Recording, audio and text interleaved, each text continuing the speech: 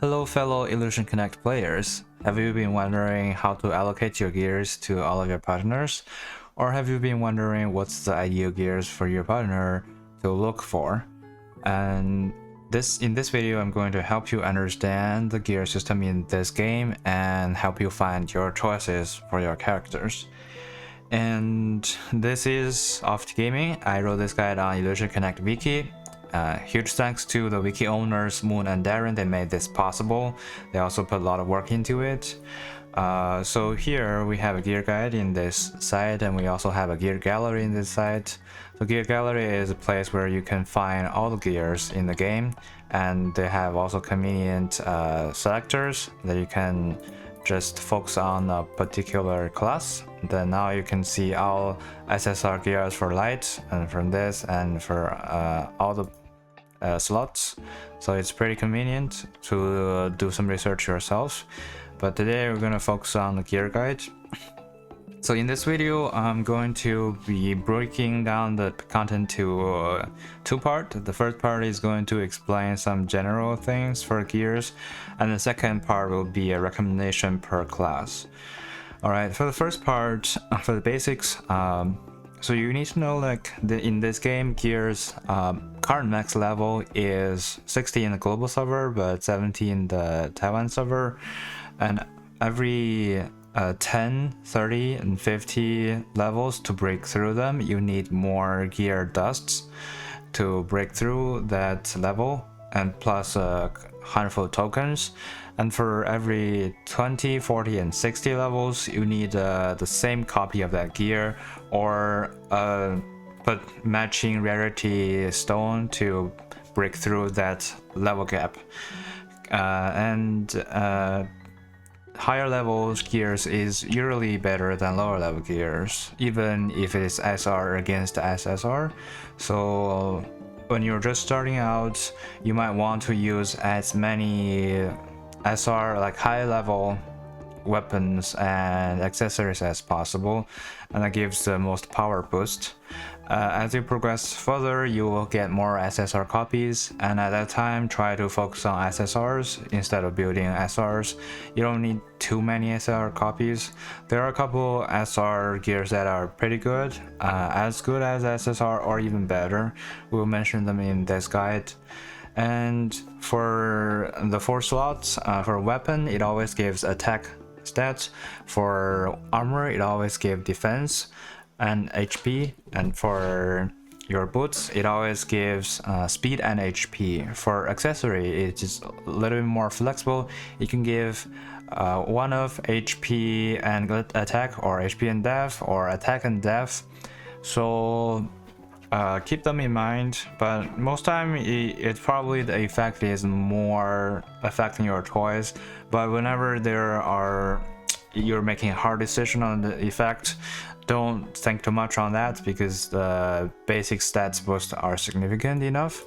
So for offensive partners, you just want to go for attack, as much attack as possible. For defensive, you want to go for as much defense as possible, or HP. And that said, I want to explain a little bit how this game's damage calculation works. So you have a lot of attack buffs or attack reduction. Factor all those things in, you have a final attack. And you have a lot of defense buffs or defense penetration. Factor all those in, there is a final defense. And using final attack minus final defense is a base number of the damage. And then immediately that's going to be multiplied by 1 plus the damage rate you have minus the damage resistance rate from the enemy. And it's a little bit awkward, but it works in this way.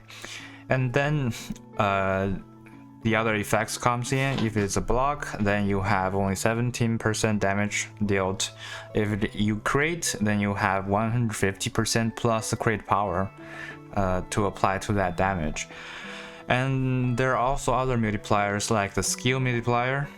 Some AoE skills have 165%, for example, and some of the lesser AoEs have 330%. Those are the skill multipliers. And class counter also plays a role in this damage. If you counter enemy class, you deal more damage. I think that's probably 20% around the Tag, Guardian, and Sorceress triangle. And Light and Spell probably deals 5% more damage to all the other classes. I'm not sure if that includes Healer and Summoner, but that's the graph, how the graph says. And for the AoE multiplier and leader multiplier, they sometimes appear on the passives or on the gear skills. They also will apply to this multiplicatively, and this does mean that attack percent is pretty good. So if you're increasing your attack, not only you're increasing this gap value, you're increasing your base value. So I think in most of the cases, attack is going to be better than damage rate, except for the case when you already have a lot of attack percentage. And that time, maybe buffing the damage percentage rate is better. And for def, if your character has very low def, then damage rest rate is going to be much better than def percentage. But if your character already have a very high percentage of def, then like very high base value of def, you want to go for def percentage instead. And with all that, another thing to note that speed is not very relevant in normal PvE and PvP content. It's most useful in Tencent. You will have a speed value of your whole team, and if you get a very high value of speed, then you will act first. And if your first character is strong enough, you might be able to kill all of your enemies. And there are some exceptions to this.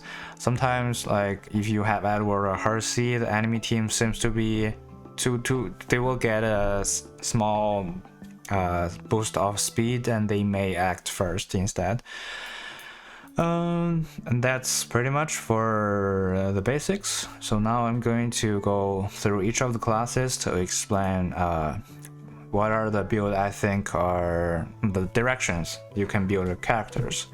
And before that, this guide has a format of every class we will have a section of most viable gears.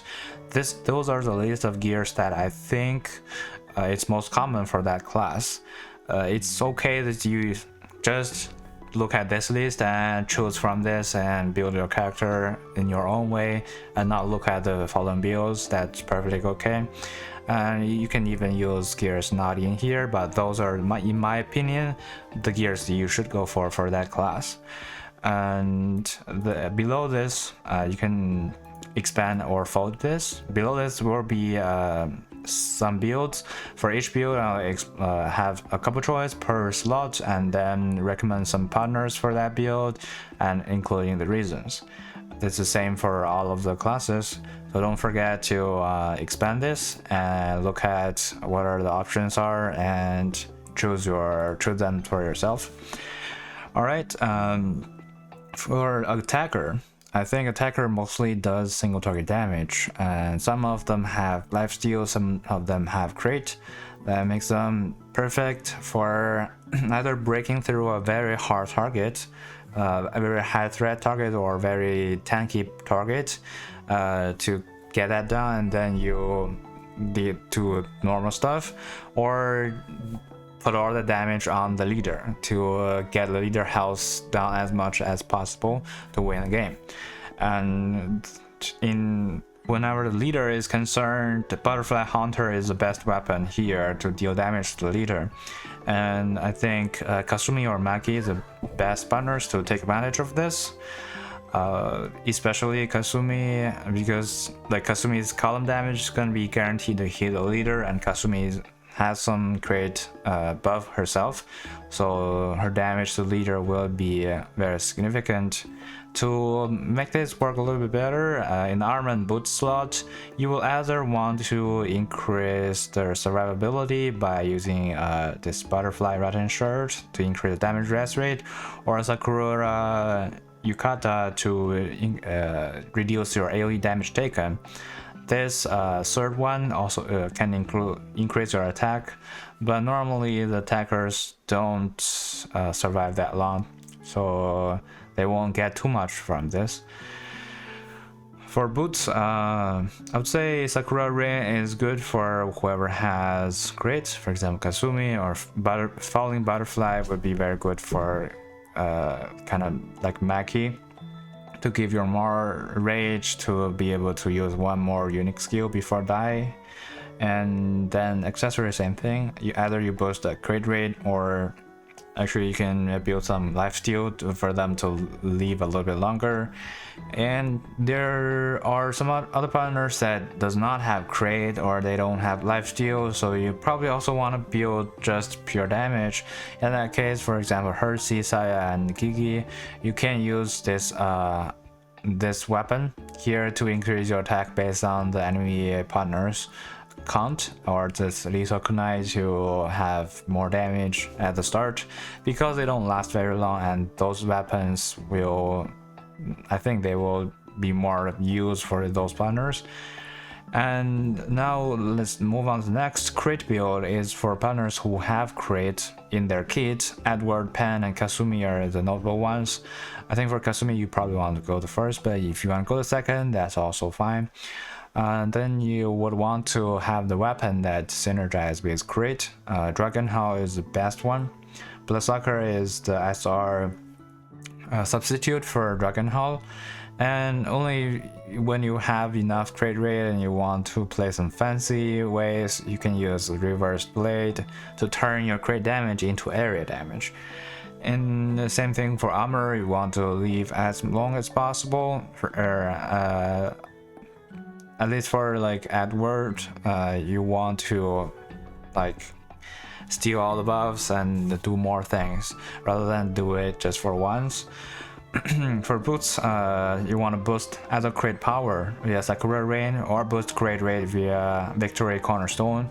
So Victory Cornerstone is actually one of the best SR boots. Like, it's offensive, and offensive boots is very rare. Accessories wise, the 3 accessories related to crit, either increase crit rate or increase crit power. Mei also has some crit in her kit, but Mei's SR is not too viable in normal teams. Mei is good in 10 cents. If you want to build her, you can build her, but if you want to skip, that's totally fine. For lifesteal build, in my opinion, a lot of the attack partners are very squishy. They will not be able to survive that long with lifesteal in normal combat. The only exception is Crusade, because if you can reduce the range of the enemy boss, then you're going to only take single like auto attack from the boss, and that's kind of okay, and you can use lifesteal to heal back and tank on that boss attack. And that means this is going to be really good for Yumi. And in other cases, lifesteal can be very good for Gami, because Gami already has lifesteal and she will revive twice, and after she realizes she will be very low health, getting more lifesteal will give her more health back and potentially live longer, deal more damage. If enemy cannot break through your Gami, then your Gami is going to be able to deal tons of damage. For that purpose, weapon, we can choose Night Hunter here. An accessory, Swaying Wineglass is probably the best choice here. And for armor and boots, especially for Gami, because she can stay in low health for a very long time, she will guarantee to be able to utilize the lower than 50% HP buffs. So this Uniform of Justice and Rhythmic March are probably designed for Gami, so use them for Gami, it's pretty good. And for if you don't have them, or if you want to just use them on other characters, then Dazzling Kimono also have this less than 5% HP thing. Otherwise, this Scarlet Sorceress also gives attack in the armor slot, and Victory Cornerstone gives crit in the boot slot. If you want to have more attack and ignore the recovery, you can go for those 3 accessories. They either buff a lot of attack, or they have like widened the class contouring for the attack class makes your unit more versatile. And lastly, I want to mention Hotaru. Hotaru is outlier in the attacker class. She does column damage. She also has CC, which is unique in the attacker class. And for that reason, Bone Crusher is the best choice for her. And you probably want to pair that with Smart Hairbands to increase that crit stun chance as much as possible. For other choices, use whatever you want. Alright, moving on to Guardian class. Most Guardian class are single target damage, and they have either recovery or shield generation in their kit, or they can buff themselves on defense or HP, or they have taunt status. So making them more tanky is mostly the way you want to go, except Brina's. Brina's is a cross pattern damage, and he does a lot of damage, and they probably will not benefit from tankiness. All right, for those gears, if you can look into them, I think there are two main directions you can build. The first way is to stack up your block chance, to have as high block chance as possible, and then paired with this Druid Crown, you will be able to recover HP whenever you block. This is going to be very strong, and if the content is not very high level, then you might be able to just kind of never die and just use this to sustain, and at the same time kill a lot of the enemies. You have block chance on weapon, boots, and accessory, and for armor it's a little bit open. You can either do this stun chance to also make that partner a stunning machine, or you buff more defense. AZ armor is going to be perfect. Otherwise, as our choice, we have this to increase damage rest rate. For the boots, the SSR1 is the best, but the SR1 is also pretty good. It has a 75% chance of increasing block rate. And I think for this one, my best bet is that Angela is the best fit. Selena can fit into this, but I would rather build Selena with the Reflect build. I will explain the reason later. And basically all the other tanks can use this to just be more tanky. Alright, for the Reflect build, we have Reflect weapon, armor, and accessory. Similar things here. We have 3 slots, and with the open slot is boots. I think because Reflect damage works like it only reflects percentage of damage you actually took. If you took very little damage, you are not going to reflect too much damage, and for that reason you probably not want to build too many defense, but you want to build many recovery instead. So for in the boot slot, you want to go for HP regeneration. There are 2 choices for this. There is also an SR choice. Let's see if it's in the Guardians. It's not in the Guardians, so you cannot use that SR boots for Guardian. And in the accessory part, this Reflect rate is an SR accessory. If you want to go for SSR, then Holy Crown is probably the best. It grants a shield at start. It's going to be very good in Tensei Swordman, because after taking damage, your damage percent is still pretty high after you kill the enemies. Even if you don't have time to regenerate, you will still be at a higher percentage. But I think this SSR accessory is fairly rare. I only have 1 copy, so not useful for me right now. For this one, I would say Camille has Reflect built in, so Reflect is going to be the build for Camille. And for Selena, it's good also because whenever Selena has the cheat death passive triggered, she's still reflecting all the damage. That means she can reflect more damage than her own HP pool, and by design, she like just lasts longer and she has more chance for you to heal back, therefore reflecting more damage. So I think Selena is very consistent for building this reflect build. You will be able to utilize her more to reflect, and that's why I think she also fits in this perfectly. So next class is healer. Healer is very strange. There are probably more healer weapon choices than the healer partner choices, and that's very strange. I don't understand why they build so many healer weapons. They are similar, but I feel like Scoffing Protection or White Wall is slightly better than the Pocket Watch or Angel Sound. Pocket Watch is probably the most common one, and Angel Sound it's okay. Coffin Protection and White Wall are rare. And then in the first build I want to introduce you, you just want to increase your heal rate as much as possible. This is going to be great if your healer is lower, has a lower level than other partners, or if you have a very hard time surviving and you just want to heal as much as possible. For all of your partners, especially the leader, go for this build. On the weapon choice, any of them can be fine. And on the armor choice, there is one SSR armor that can buff your heal rate, which is a Holy Ross.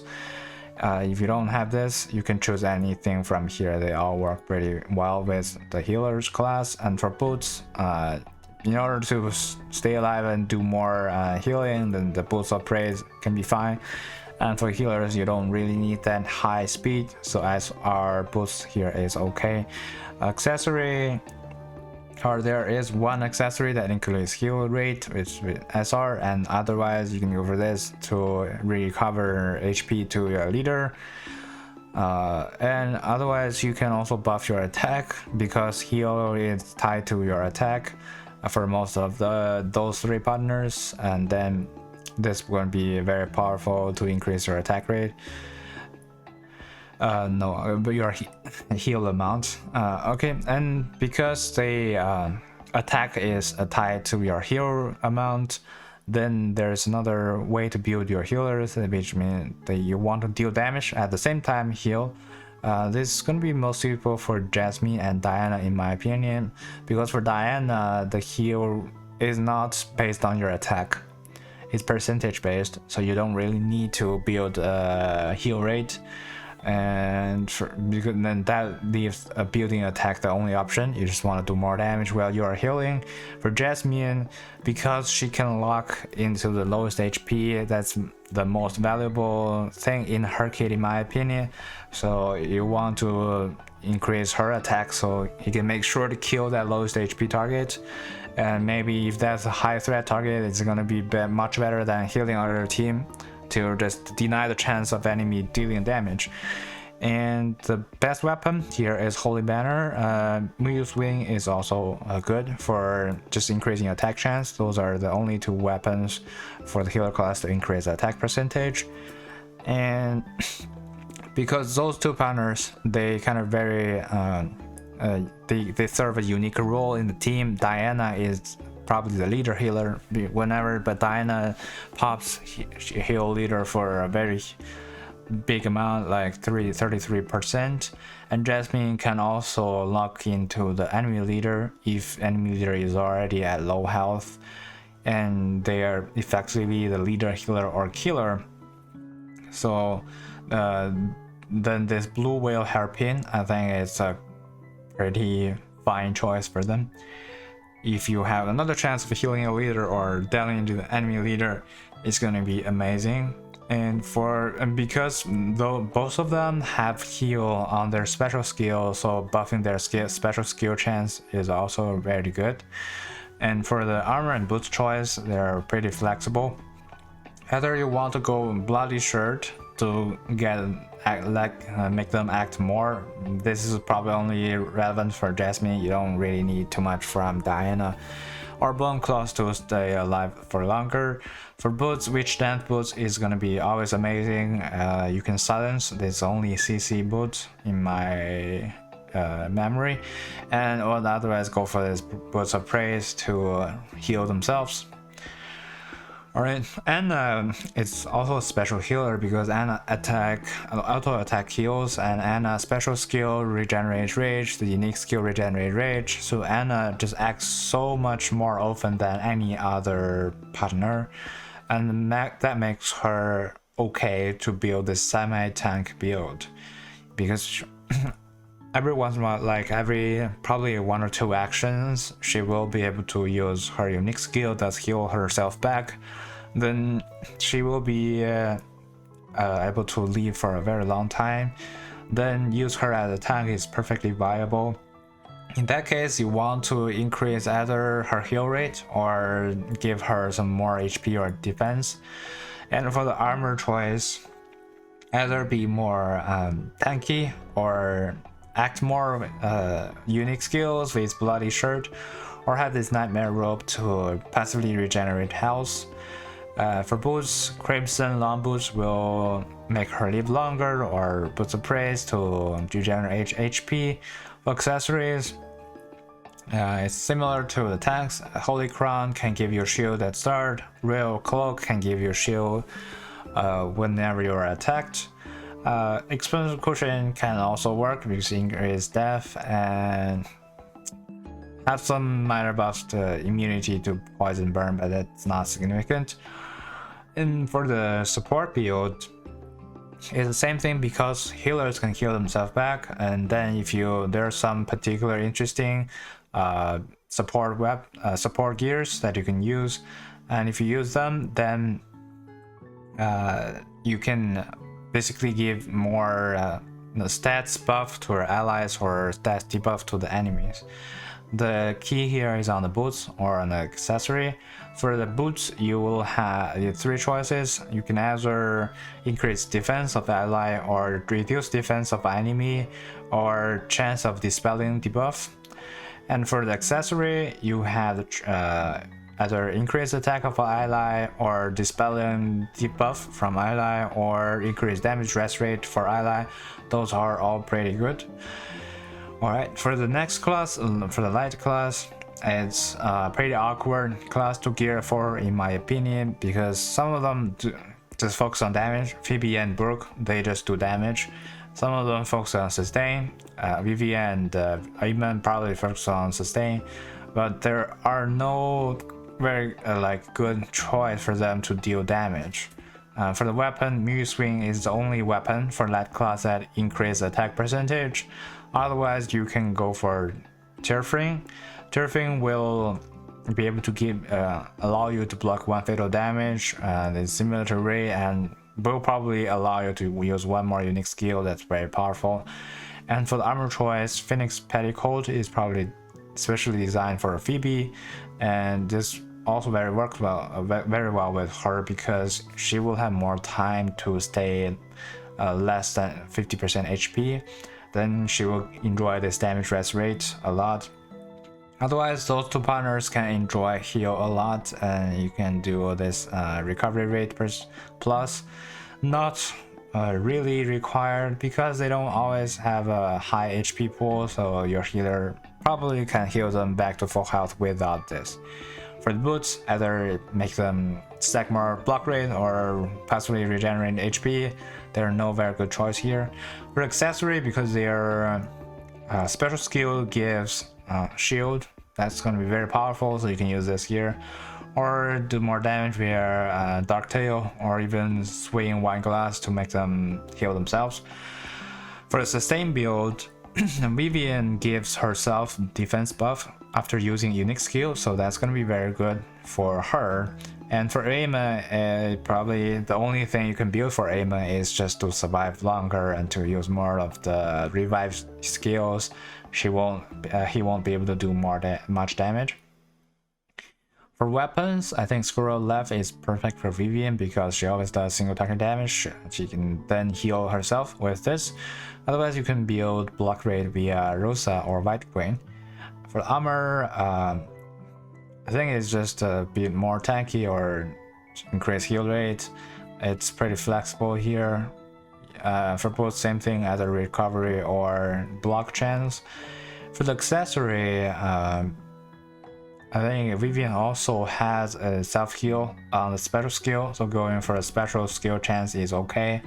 Otherwise, there's Buckle Belt similar to Vivian's effect, and this is going to be helpful to get one more energy and be more useful for Vivian or even Amon.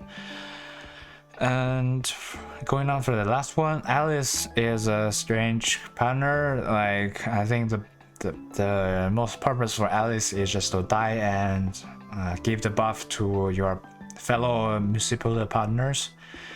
If you want to go for that route, then whatever gear doesn't really matter. You can just take advantage of that death a little bit more by using those accessories that have benefits on death. Either this divine crystal to give you a little more shield, or holy cross to give your ally a little bit more energy, Buckle Belt energy, and dream catcher damage rest buff. And you can build the same for Amon if you don't have resource to level up Amon, and just expect one revive from Amon. That's for most of the time is good enough. And moving on to probably the most common class to gear for is a Sorcerer. If you're building a Sorcerer team, you're gonna need a lot of copies of the same gears.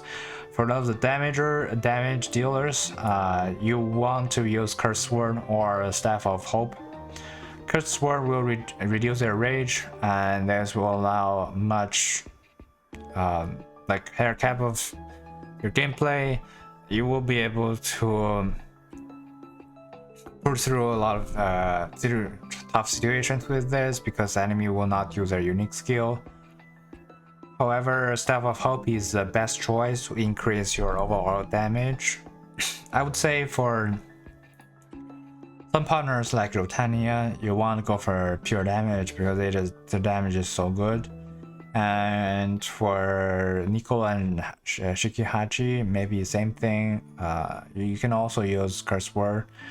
Curse Word, if you use on Yuffie, then you make sure that you do like reduce rage for everybody. Then that's gonna be more useful to take advantage of this buff. But in general, this weapon is in a higher rank than Staff of Hope, but also it's more rare. For the armor choice, you can go for Bone Claws. Bone Claws is probably the most common SR gear in the game. It really increases your damage rest rate. Sometimes can be even better than SSR gears. Otherwise, Nightmare Robe or Bloody Shirt are all pretty good, but they are all also pretty rare. So build whatever you have. For the boots, you want to either increase your damage via Victory Cornerstone or Witch Dance boots, because you will want to build them to act first in the Tensei tournament. So Witch Dance boot is much better than the Victory Cornerstone. But if you don't have that many copies, then use Victory Cornerstone. For the accessories, either use the special skill chance to buff them. For example, Yuffie will deal and Rutani will deal column damage on special skill. That's pretty cool. And you can use Phoenix Eyeglasses. Otherwise, you can also use Swinging One Glass to make them stay alive for a longer time. And then there are some crowd control weapons for the Sorcerer class. They are now or never to apply silencing chance, pretty good, or recovery rate reduction. And I think the best to use this silence weapon is probably Venomous, because Venomous attack everybody, and also Venomous doesn't have the highest attack in the game. And then no or never can be pretty good for her. And the most value you are going to get from Venomous is actually her curse. So even if she doesn't do any damage, she's still gonna be valuable against the healer teams. So like silencing them to not let them either attack or do whatever, that's gonna be pretty good for Phoenix. And for armors, you can choose anything. For boots, also the same thing. If you want to maximize your sudden chance, you want to go for witch dance boots, but it's also okay to omit this one. For accessories, I think because Phantom has a special thing to the curse, in some stages where the enemy healing is so strong, especially in some of the events or the stories, and then you can go for the blue whale hairpin to have more chance of using the Phantom curse to have much longer period of applying the curse. Then the enemy will deal damage to themselves. It will make the stage much easier. And you can also use this in other sorcerer partners, but they're not very good fit for this, because Chiyu and Mari, they can fit into this, but they only deal column oral damage.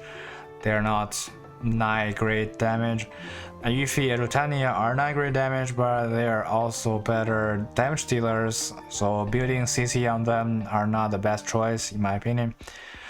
But if you have them at lower level, then use, or lower star, use this can be helpful too, because they will not deal too much damage at that stage. Alright, also Chiyu and Mary, they have some support buffs in their kit, so you can basically build them just for supporting purpose. And there is a perfect weapon for that. Golden Judgment will increase attack of ally when they die, so I will use this weapon on Chiyu or Mary. Then you don't need to build too much damage for them. You just need them to be there and then die, and it's pretty easy to build. For the boots, you want to go for some support boots, either just reduce rage or either increase your depth or reduce the defense, or dispelling debuffs. Same thing for the accessory. There's some ally buffing accessories. Next we have the spell class. For spell class, Miyuki is the strongest character here. In my opinion, Miyuki has more skill percentage than the other sorcerers. Miyuki's multiplier is 270%, while the other ones are 265% at the highest. So Staff of Hope is pretty good for Miyuki to increase more damage.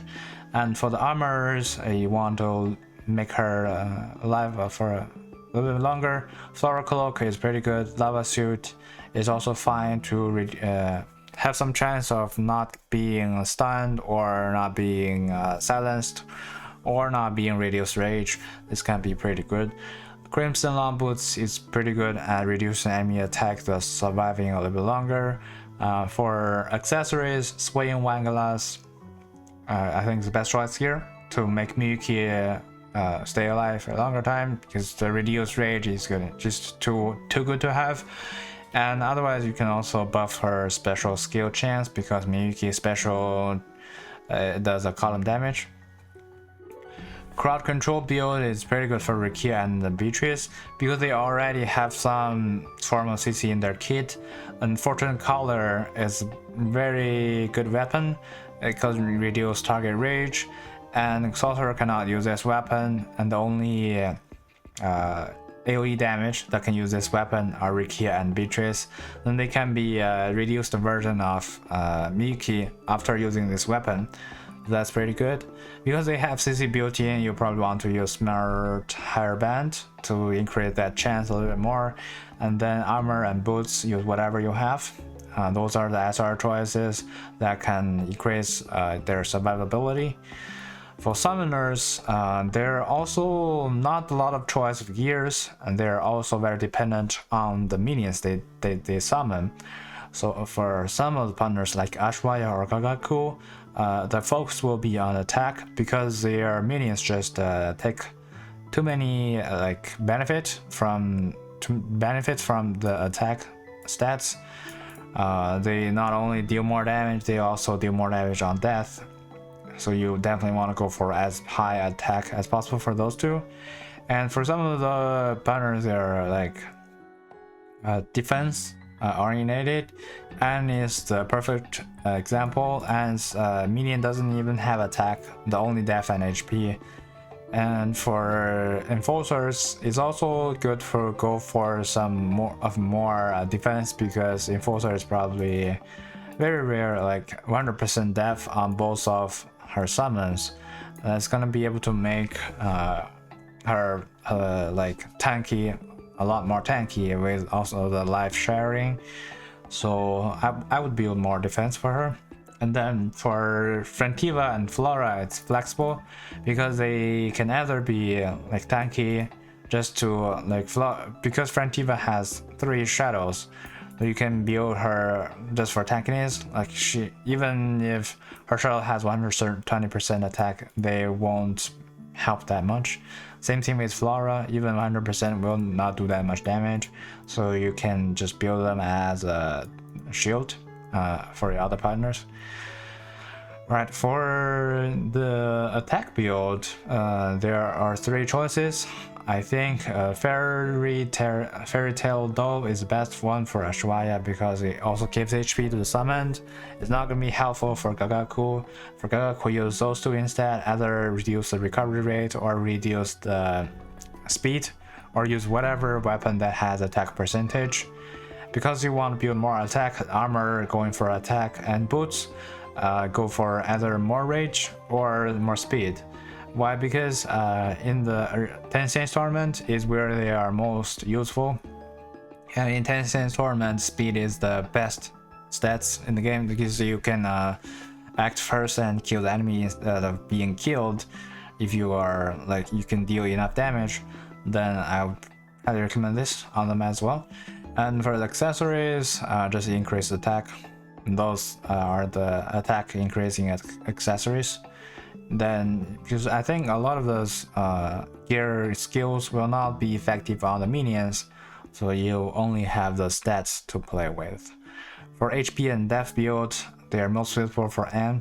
If you can build the first leaders team, then N's summon is gonna be so much more tanky, and then you build the death percentage or HP percentage is gonna make them much better.